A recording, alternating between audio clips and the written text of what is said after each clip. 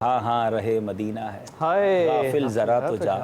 وہ پاؤں رکھنے والے، یہ جا چشم و سر کی ہے۔ اور کیا نا یہ وہ جگہ ہے کہ ادب تو کیا باتیں ہی کر سکتے ہیں، بزرگوں نے ادب کیا۔ امام مالک رضی اللہ تعالیٰ عنہ تو رہتے ہی مدینے میں تھے۔ دیکھیں وہی آپ والی بات ہے، کوئی تھوڑے دنوں کے لیے جائے اور کچھ تھوڑا سا ادب کا خیال رکھ لے ٹھیک ہے، لیکن کوئی رہے وہیں پر، لائف ٹائم چپل نہیں پہنے۔ رفع حاجت کے لیے، مرض کی مبتلا ہونے سے پہلے اپنی طبعی حاجات کے لیے مدینے کی حدود سے باہر جاتے ہیں۔ سواری کے لیے گھوڑے پیش کیے گئے، امام مالک نے وہ سواری کے گھوڑے قبول نہیں فرمائے کہ میں اس زمین پر کیسے سواری کروں جہاں میرے آقا علیہ السلام میں اس زمین کو گھوڑوں کی ٹاپ سے کیسے رون دوں۔ اب یہ سب سوچنے والی بات ہے نا کہ یہ تو کر گئے، ہم تو اچھوں کی نقل کرنے کی کوشش کر رہے ہیں کہ ان کی نقل کریں تو شاید جو ہے نا وہ کچھ، وہ امیر علیہ السلام کا ایک شعر ہے نا، نہیں جانتا یہ مدینے کے آداب، یہ تیرا ہے بھلا یا برا ہے۔ تو ہم تو کچھ بھی نہیں جانتے، ہم تو کوشش یہ کرتے ہیں کہ یہ واقعات پڑھ کے کچھ سر جھک جائے، کچھ شرم آ جائے، کچھ احساس ہو جائے۔ اعلیٰ حضرت لکھتے ہیں نا، اف بے حیائی یہاں کہ یہ منہ اور تیرے حضور، ہاں تو کریم ہے تیری خو درگزر کی ہے۔ تو ہمارا تو اوقات ہی نہیں ہے، ادھر جائیں کیسے؟ میں آؤں مدینے میری اوقات نہیں ہے، اگر آپ بلا لیں تو بڑی بات نہیں۔ یہ آقا نے کرم کیا، بلایا، ذوق کیسے ملے؟ تو یہ واقعی ایک پرابلم ہے کہ وہ بعض اوقات اسلامی میں مجھے ملتے بھی ہیں، کہتے ہیں یار ہم وہاں تو بڑے روتے تھے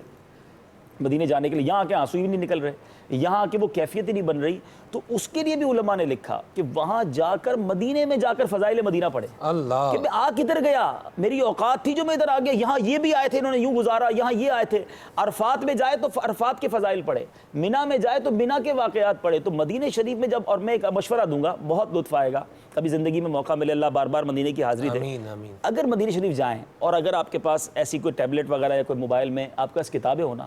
سرکار کے روضے کے قریب بیٹھ کر سیرت مصطفیٰ پڑھیں،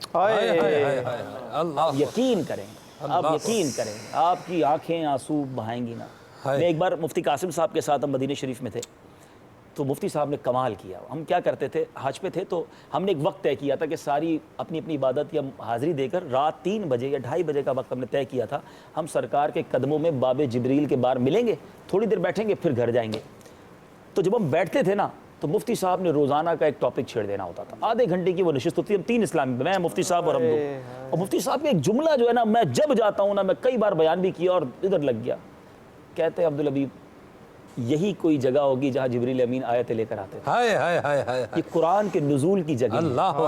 یہاں آیتیں نازل ہوتی رہی، میرے آقا یہیں تو چلا پھلا کرتے تھے، اور مفتی صاحب سرکار کا ایک واقعہ سناتے، بس آدھے گھنٹے کی ایک نشست ہوتی تھی، اور نبی پاک کی سیرت، نبی پاک کے قدموں میں بیٹھ گئے۔